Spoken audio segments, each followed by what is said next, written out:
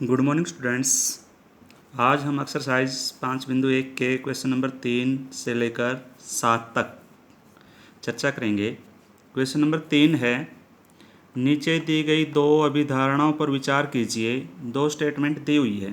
पहली स्टेटमेंट है, दो भिन्न बिंदु ए और बी दिए रहने पर एक तीसरा बिंदु सी ऐसा विद्यमान है जो ए और बी के बीच में स्थित होता है।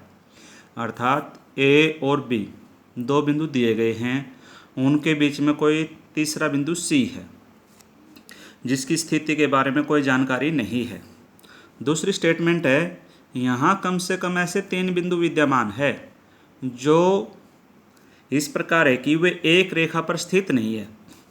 3 पॉइंट्स दे रखे हैं और ये कहती है कि दूसरी स्टेटमेंट तीनों के तीनों एक सरल रेखा पर नहीं है। उसके बारे में नीचे क्वेश्चन पूछा गया, क्या इन अभिधारणाओं में कोई अपरिभाषित शब्द है। ऊपर दो स्टेटमेंट है, इनमें कोई ऐसा शब्द है जिसके बारे में स्थिति स्पष्ट नहीं है। दूसरा क्वेश्चन है, क्या अभिधारणा अविरोधी है, एक दूसरे का विरोध करने वाली नहीं है। क्या ये यूक्लिड की अभिधारणाओं से प्राप्त होती है। क्या ये ऊपर दो स्टेटमेंट दी है वो यूक्लिड की अभिधारणाएं थी, उनसे मिलती है। ये तीन बातें हमने स्पष्ट करनी है।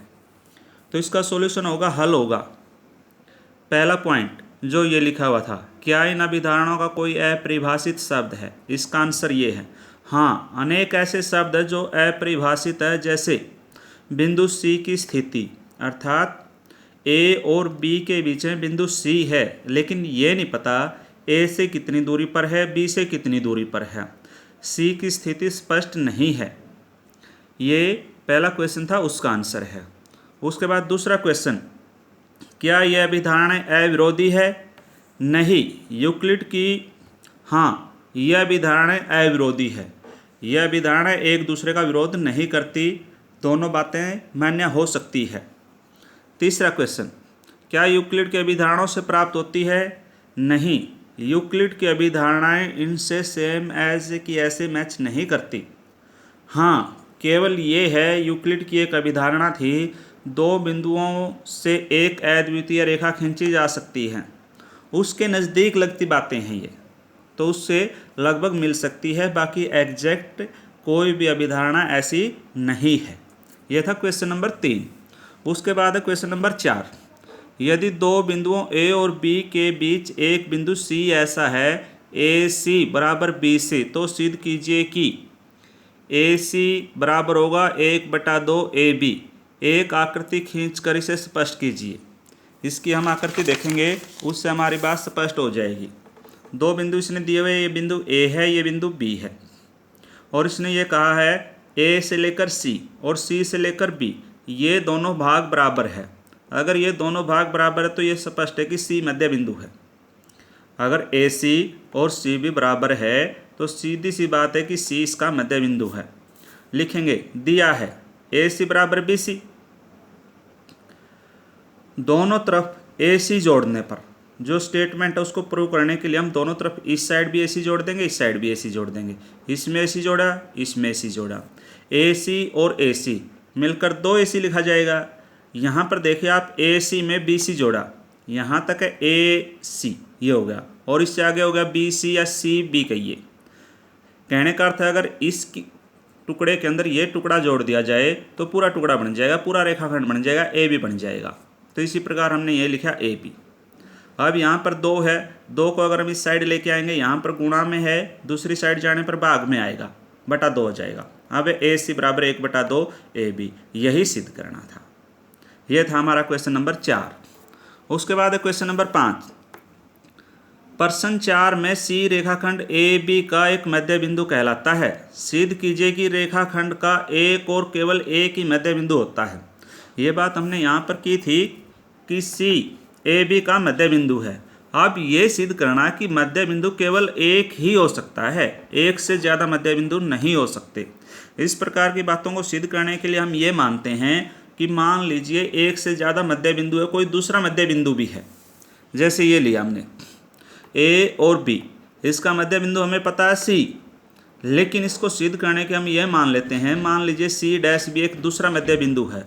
अगर सी डैश मध्य बिंदु होगा तो हम इसको ऐसे लिख सकते हैं, ए सी डैश बराबर है सी डैश बी, ऐसे लिख सकते हैं।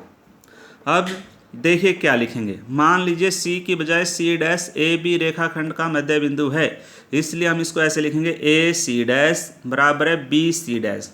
मध्य बिंदु से इस साइड का हिस्सा और उस साइड का हिस्सा बराबर होगा, ऐसा लिखेंगे a c dash b c dash.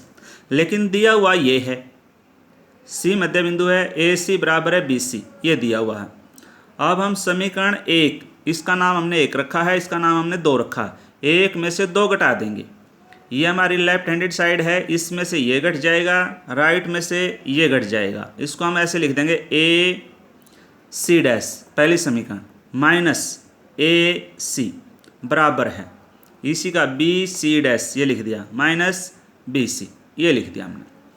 अब यहाँ पर देखेंगे ए सी डैश में से अगर ए सी गया, ये देखिए ए से सी डैश तक ये पूरा यानी कि बड़ा रेखाखंड का टुकड़ा हुआ है, इसमें से ए सी गया तो ये बचा सी सी डैश।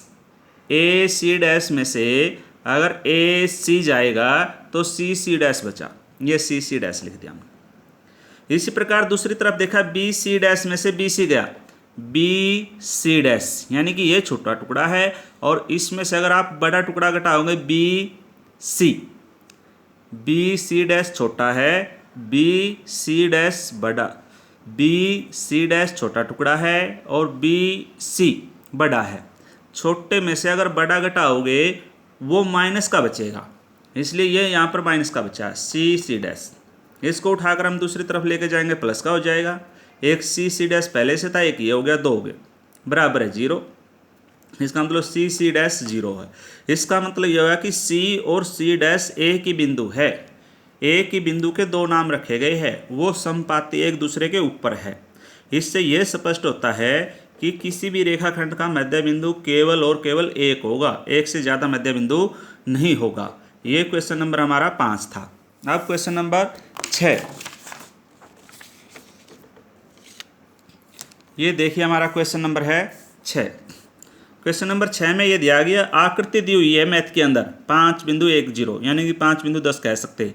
यदि उसके अंदर ए सी बराबर बी डी, ए सी ये रहा बराबर है बी डी दिया हुआ ये, तो सिद्ध आपने करना कि ए बी सी डी के बराबर होगा, ए बी बराबर है सी डी, ये दिया हुआ है, ये आपने सिद्ध करना। जो दिया हुआ हमने वो लिख लिया, ए सी बराबर है बी डी, ये दिया हुआ है ए सी बराबर बी डी।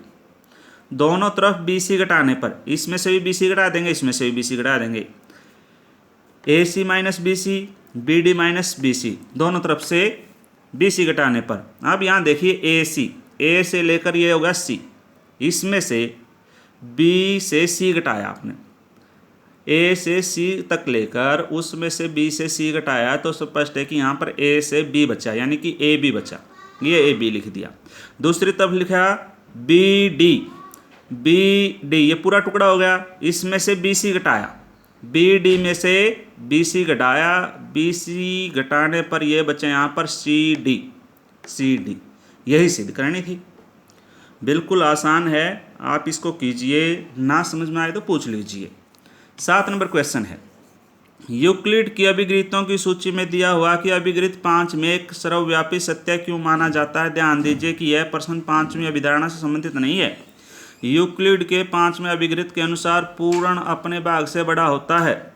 पूरी संख्या अगर उसके टुकड़े कर दिए जाए तो उन टुकड़ों से बड़ी होती है, इस बात का सबको पता है। और संसार में कोई भी वस्तु अपने टुकड़े अथवा हिस्से से बड़ी होती है, इसलिए यह सर्वव्यापक सत्य है।